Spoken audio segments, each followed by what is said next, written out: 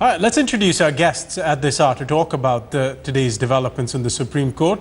We have with us Gulu Ezekeil in our studios in Delhi. He's a well-known cricket writer and has extensive knowledge about what's been going on in the sport. Also from Kolkata, India Today Group's consulting editor Boria Majumdar will be joining us as well.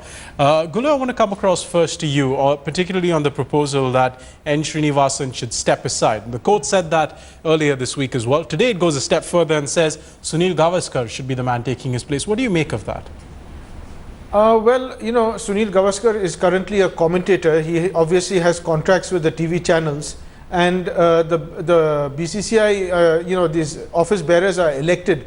So I would guess that the honorable judges have given this as a suggestion and a proposal in the sense that what they're putting out the message that, you know, what we need is respectable and well-known and senior cricketers to take over administration rather than businessmen and politicians, which is obviously a very good sign and a very good signal which they put out. Whether this is feasible or practical, one will have to wait and see.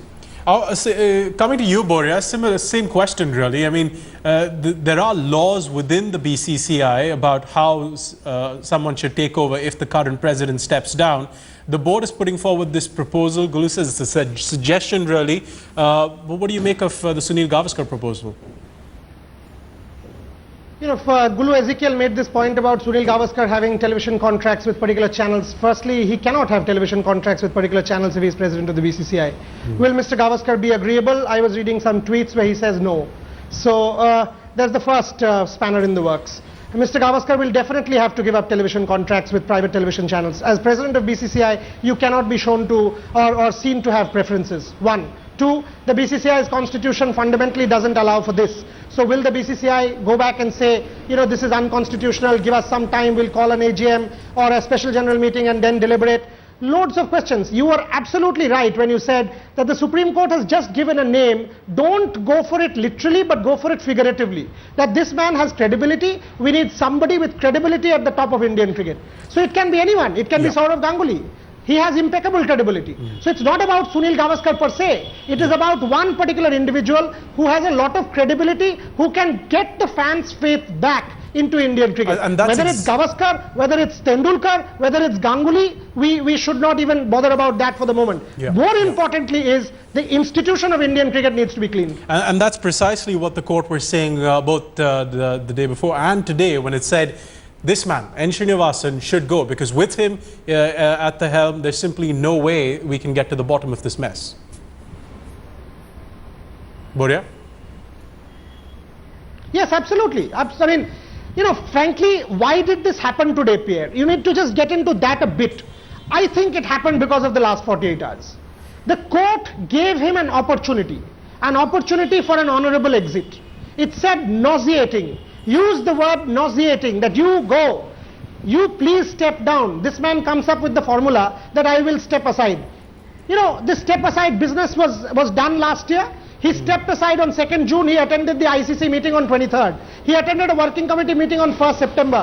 He attended a disciplinary committee meeting on 13th September. So clearly he had not stepped aside. He was ruling the board by proxy.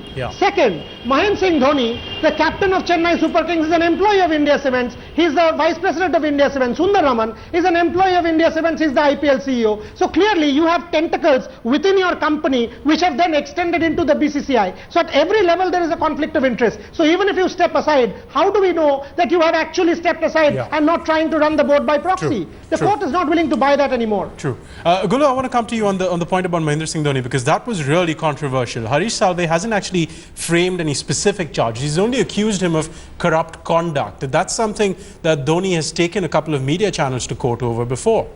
Well, I'll tell you specifically, Mr. Salve has pointed out that under oath, Dhoni had said to the Mudgal panel that Mayappan was merely a cricket enthusiast and did not hold any official position in Chennai Super Kings.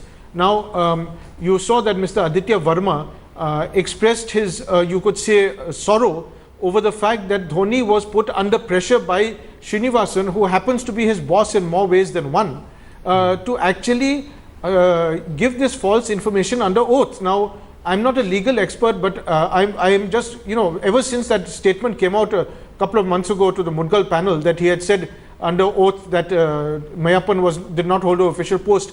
It was always, the turmoil was in me that did Dhoni actually, did he commit perjury?